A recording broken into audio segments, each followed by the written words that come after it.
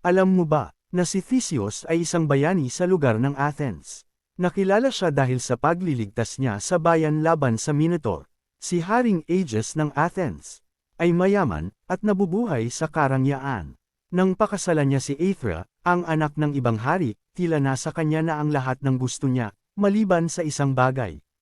Ito ay isang tagapagmana, isang anak na lalaki, upang maging eksakto. Ang gusto niyang maging anak o prinsipe na hahalili sa kanyang trono ay kailangang maging kahanga-hanga, may talento, kahangahangang malakas, at matalino. Kaya nang tuluyang magkaroon ng anak si Haring Aegeus, pinangalanan niya itong si Theseus. Hindi niya hinayaang angkinin ng prinsipe ang kanyang pagkapanganay hanggat hindi niya napatunayang makapangyarihan at sapat ang kanyang talino upang maging tagapagmana ng trono ng Athens. Upang mapatunayan ni Theseus ang kanyang sarili sa pagiging bayani, ay agad na kumilos si Theseus. Nagpakita siya ng nakasisilaw na katalinuhan at lakas, sinimulan niyang ibagsak ang mga kriminal sa bayan. Hinanap niya ang mga hamak at magnanakaw, na ibinibigay ang parehong uri ng parusa na ipinataw nila sa mga inosenteng biktima. Nakipagbuno siya sa ilan, inihagis ang iba sa mga bangin, at ginawang ligtas ang mga kalsada ng bayan mula sa mga magnanakaw. Hindi nagtagal, nakilala si Theseus sa buong lupain bilang isang bayani at tinanggap siya ni Haring Aegeus bilang kanyang anak at tagapagmana. Si Theseus ay isang mortal lamang at hindi maaaring magkaroon ng higit pang lakas. Natalo sila sa labanan, laban sa bayan ng Crete. Bilang kapalit sa pagkatalo ng Athens ay obligado silang magsakripisyo ng 7 babae at 7 lalaki tuwing ika-9 na taon, ngunit sa ibang bersyon ay taon-taon sila kung mag-alay sa bayan ng Crete.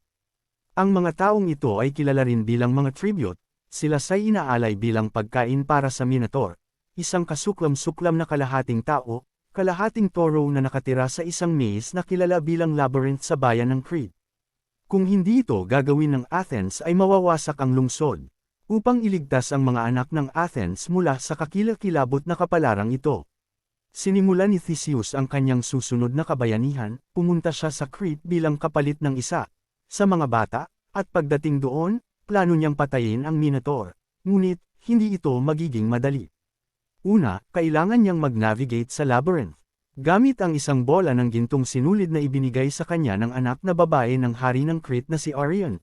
Itinali niya ang isang dulo sa pasukan ng pintuan ng labyrinth, pagkatapos ay dahan-daang niyang nilalatag ang sinulid habang siya ay naglalakad. Sa ganoong paraan, malalaman niya ang daan pabalik o palabas ng labyrinth.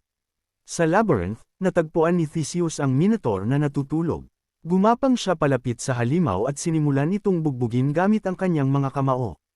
Pagkatapos ay ginamit niya ang kanyang espada upang tapusin ang halimaw. At dahil sa ataking yun, ay natalo niya ang Minotaur. Pagkatapos ay sinamahan ni Theseus ang mga bata palabas ng maze at patungo sa kaligtasan. At dito ay sinundan niya lang ang sinulid na kanyang inilatag palabas sa labyrinth. Bago umalis si Theseus patungong Crete, sinabi sa kanya ni Haring Aegeus na sa pagbalik sa Athens, magpalipad siya ng isang puting layag kung napatay niya ang Minotaur. At kung hindi naman siya nagtagumpay ay dapat siyang magtaas ng itim na layag.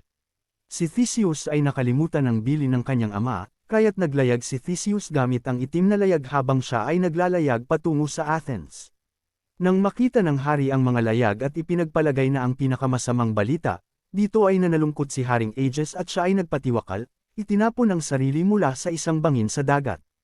At dahil sa nangyari, sa hari ay hinirang si Theseus bilang bagong hari ng Athens. Bilang bagong hari ng Athens, ginawa ni Theseus ang unang hakbang tungo sa paglikha ng unang demokrasya. Tinulungan din niya ang mga mahihirap. Ngunit sa lahat ng kabutihang ginawa niya, hindi nabigyan ng tunay na masayang pagtatapos si Theseus.